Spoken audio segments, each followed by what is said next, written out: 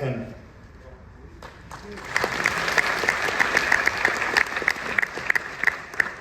मैं आप सभी को यहाँ आने पर अपनी बहुमूल्य उपस्थिति से इस अवसर की शोभा बढ़ाने के लिए धन्यवाद देता हूँ और मैं आप सभी का इस विशेष नामकरण बैठक के आयोजन में स्वागत करता हूँ। मैं दिल्ली की माननीय मुख्यमंत्री रेखा गुप्ता जी को विशेष धन्यवाद देता हूं कि जिन्होंने आज मुख्य अतिथि के रूप में हमारे साथ आने के लिए सहमति व्यक्त की है।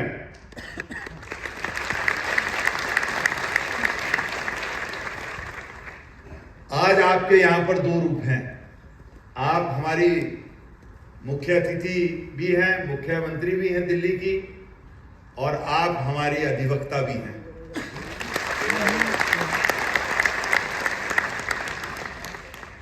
मैं मालवीय नगर क्षेत्र के विधायक श्री सतीश उपाध्याय जी और ग्रेटर कैलाश क्षेत्र के विधायक शिखा राय जी को भी उनकी उपस्थिति के लिए धन्यवाद देना चाहता हूं। हमारी शिखा राय जी भी हमारी अधिवक्ता हैं, सुप्रीम कोर्ट में प्रैक्टिस करती हैं। बार काउंसिल ऑफ दिल्ली के इस कार्यालय में नियमित रूप से नामांकन बैठकें आयोजित की जाती रही हैं, लेकिन यह विशेष नामांकन बैठक बड़े पैमाने पर आयोजित की जा रही है और सही कहूं तो ये दिल्ली के इतिहास में पहला बड़ा नामांकन की सभा और बैठक है।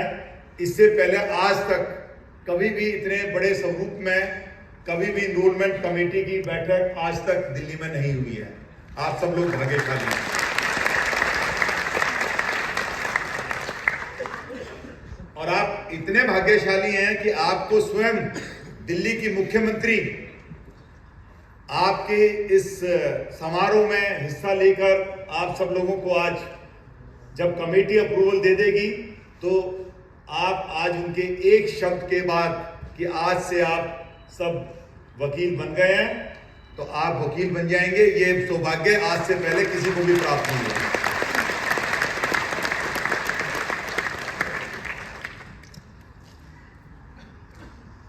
दिल्ली की मुख्यमंत्री माननीय रेखा गुप्ता जी और अन्य गणमान्य व्यक्तियों की उपस्थिति में एक यादगार कार्यक्रम बनाया जा सके।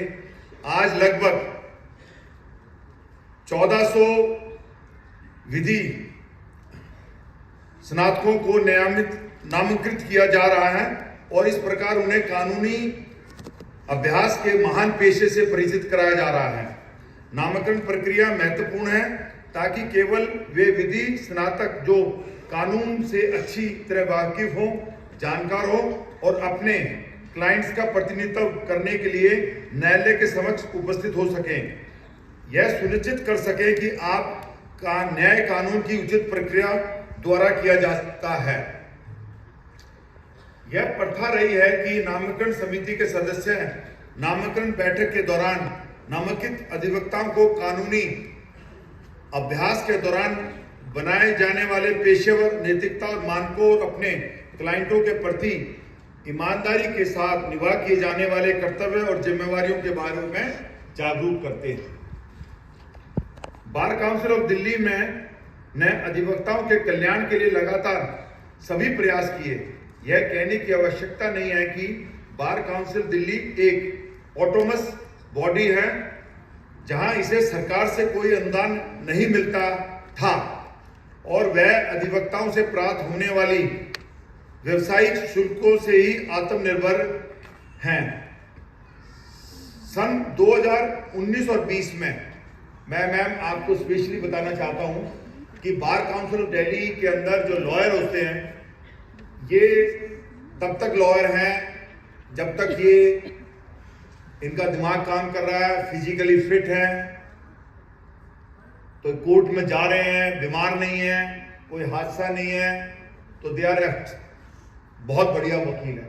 लेकिन जब कोई इनके साथ हादसा हो जाता है तो सबसे पहले क्लाइंट अपनी फाइल लेके चला जाता है और ये लोग उनके लिए लड़ते हैं। तो इस चीज को देखते हुए अरुण जेटली जी ने सन 2003 में हम सभी वकीलों के लिए, जब अटल जी की सरकार होती थी हिंदुस्तान में, तब अरुण जेटली जी और केसी मित्तल जी, रमेश गुप्ता जी, हमारे फैजी साहब, हमारे राजीव खोसला जी,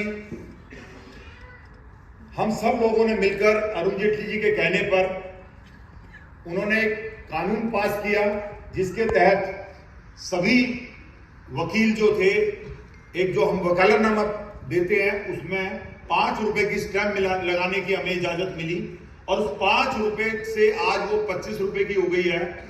और इस पैसे से हम लोगों ने, हमारे पास आज नियर अबाउट 100 करोड़ रुपीस है।